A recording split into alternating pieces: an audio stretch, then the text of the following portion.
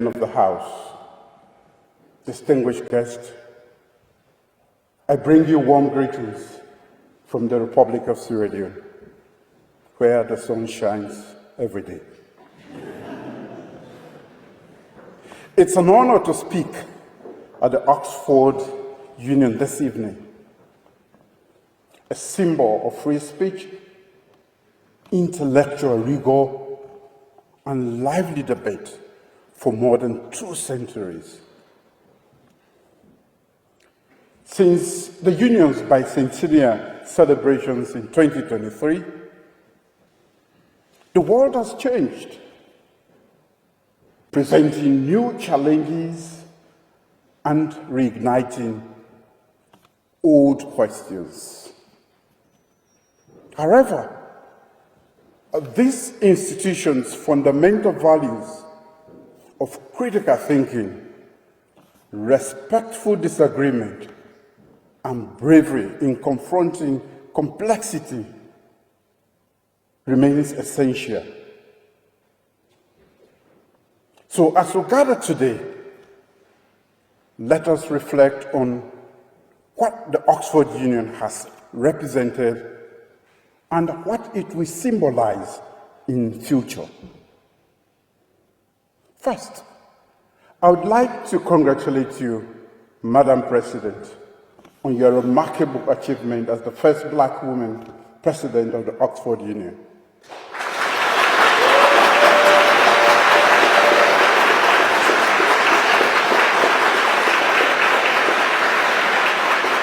Congratulations.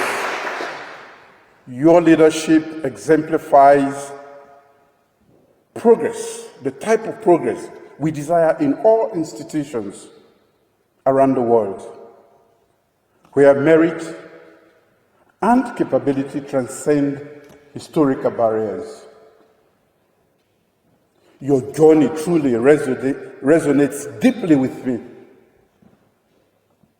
I've decided and dedicated much of my presidency to promoting gender equality and empowering women in Sierra Leone, acknowledging that no nation can genuinely progress while excluding half of its population. Just as you've shattered this ceiling at this prestigious Oxford University, we are committed to ensuring that women in Sierra Leone can access every opportunity, from education to leadership.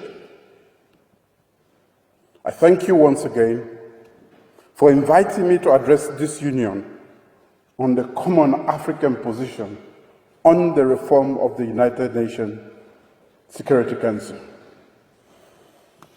Honorable members of the House, today you can see one hat, but I'm wearing so many hats to address you. First, as President of the Republic of Sierra Leone. Second, as coordinator of the African Union Committee of 10 Heads of State and Government. And third, as someone who once wore the military uniform. Before becoming a statesman, I served as a soldier who fought for peace in the trenches of Liberia and Sierra Leone. I have seen firsthand the devastation of conflict and the invaluable nature of peace.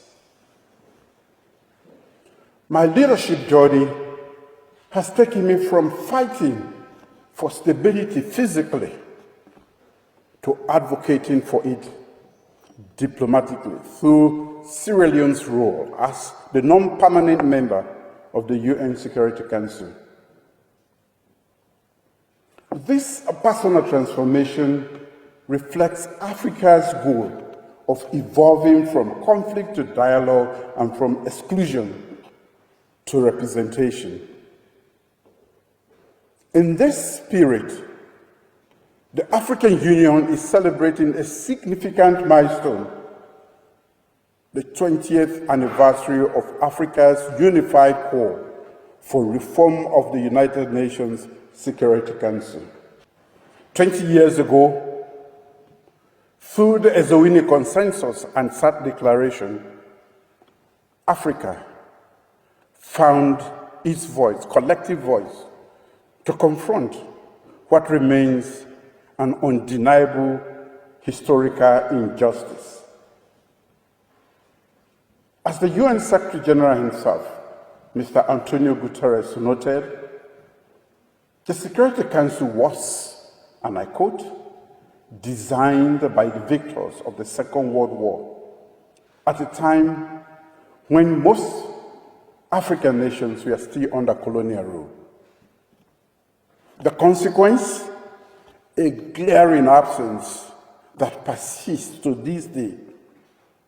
No permanent African member on the world's premier peace and security body.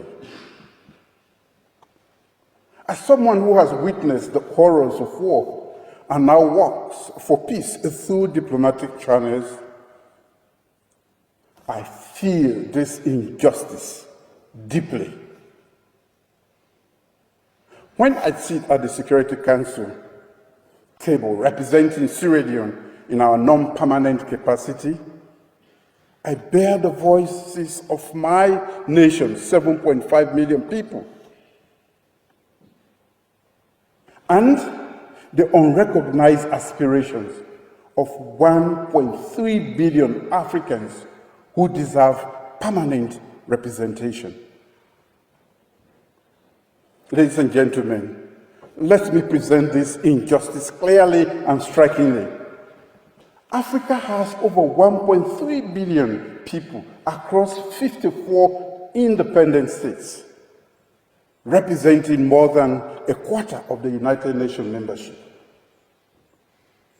With the world's youngest and fastest growing population, our continent faces significant global challenges, including climate change, sustainable development, peace, and security.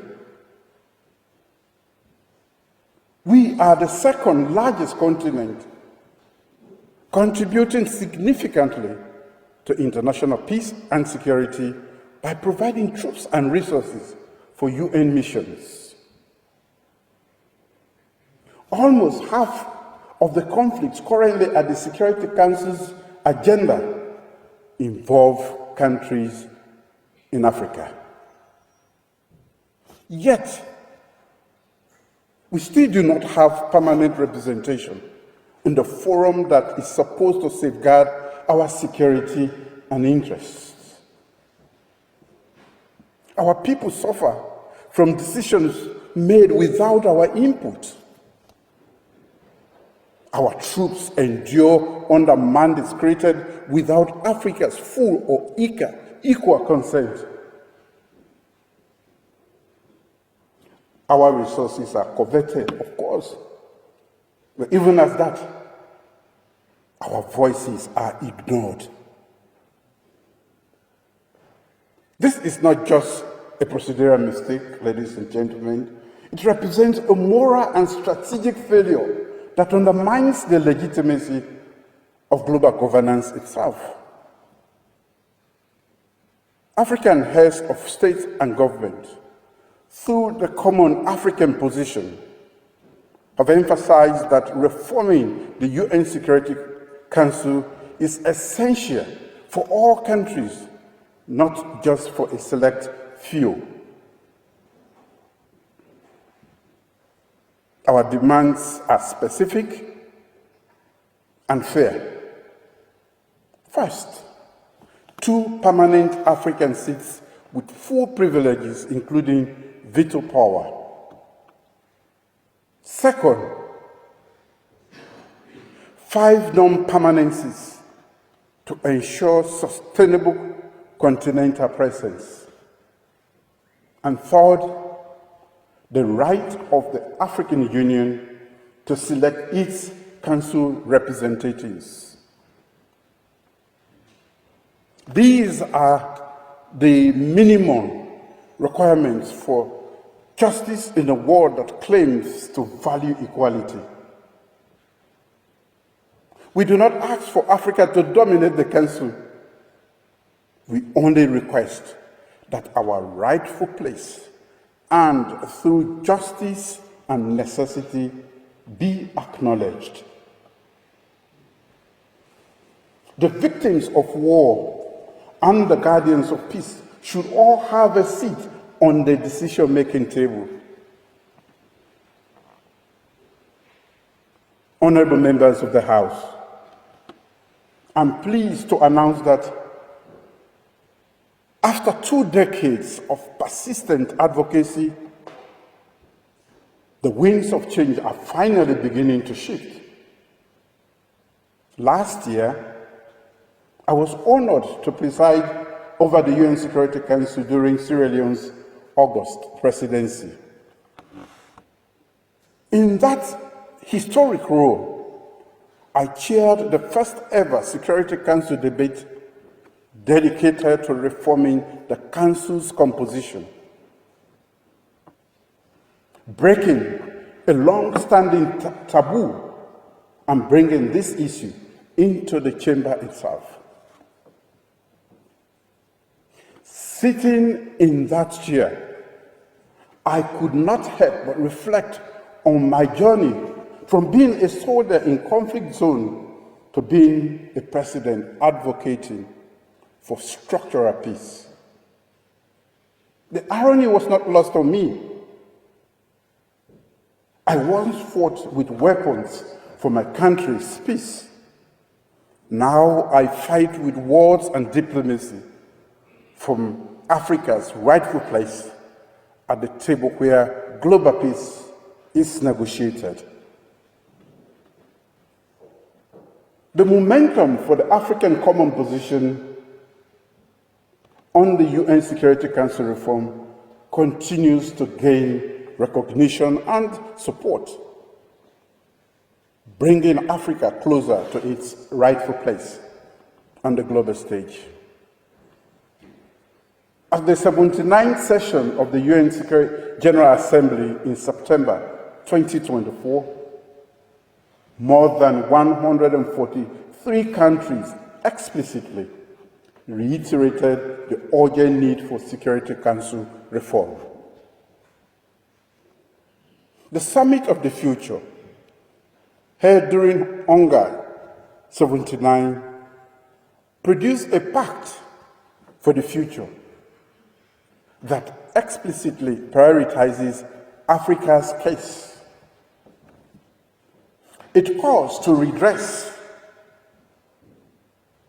historical injustice against Africa as a priority and underlines that the continent must be treated as a special case in all Security Council reform discussions. This language, the first instance in which global agreement has prioritized Africa in institutional reform,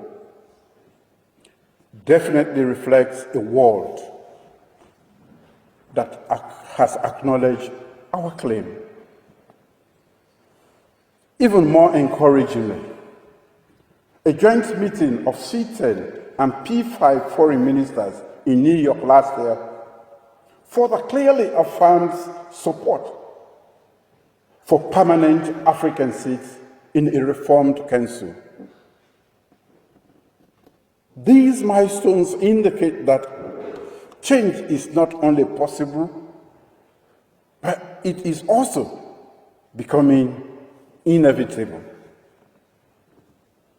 As the coordinator of C10, I want to seize this important opportunity at this historic union to reach out to the international community and to you all, the leaders of tomorrow.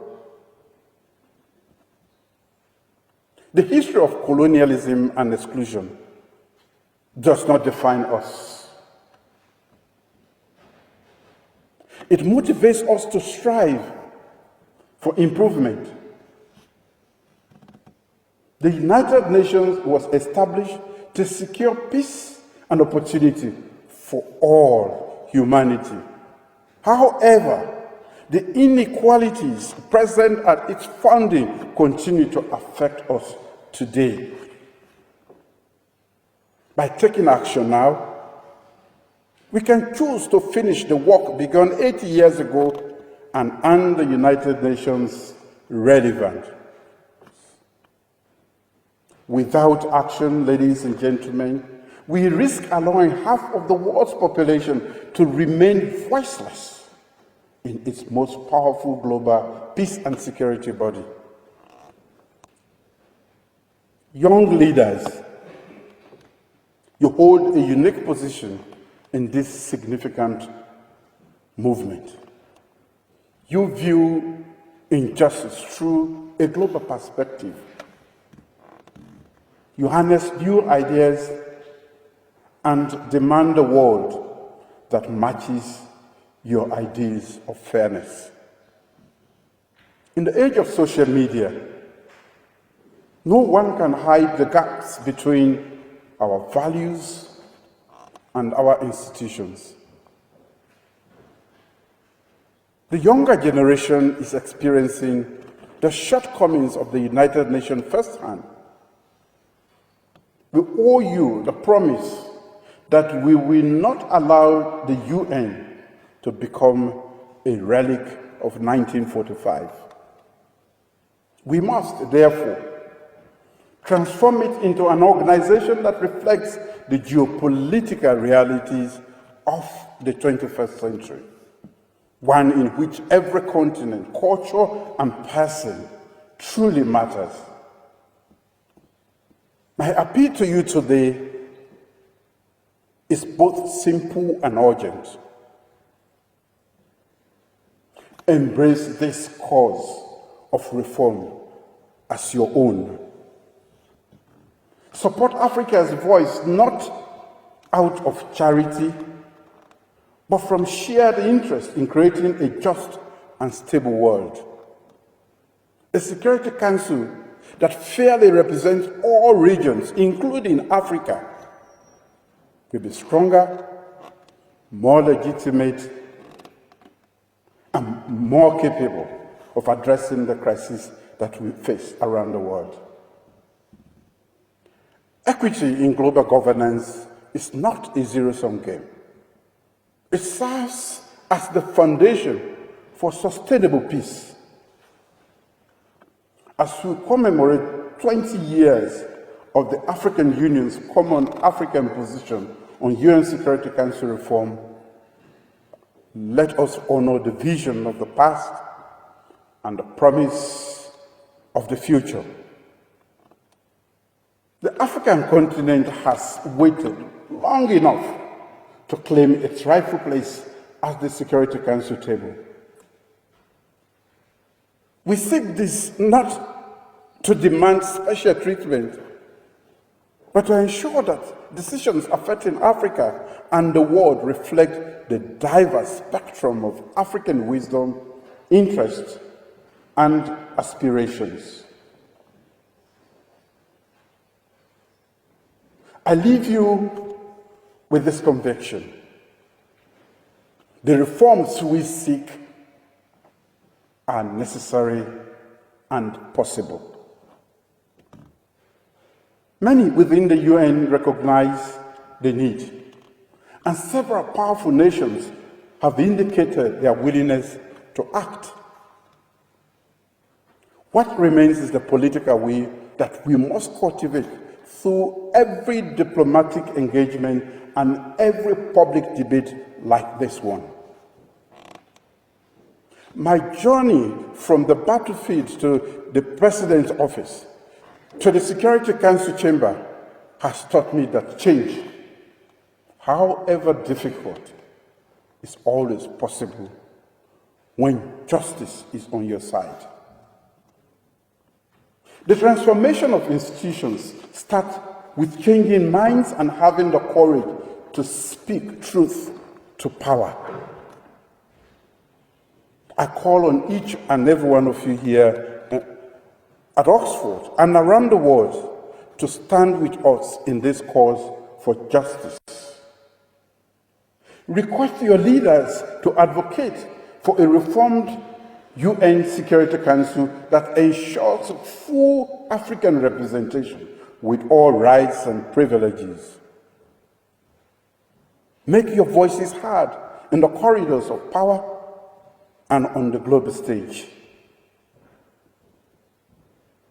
In the world of an African proverb, and I quote, "If we are to move forward, we must work together." End of quote. Today, we must work together towards a fairer world order. Let us seize the 80th anniversary of the United Nations as our moment to transform it. The journey has been too long.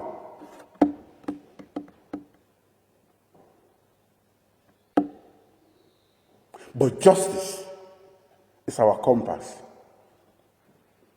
guiding us to our destination. Let us prove that equity and solidarity are not empty words, but living commitments that shape our shared future.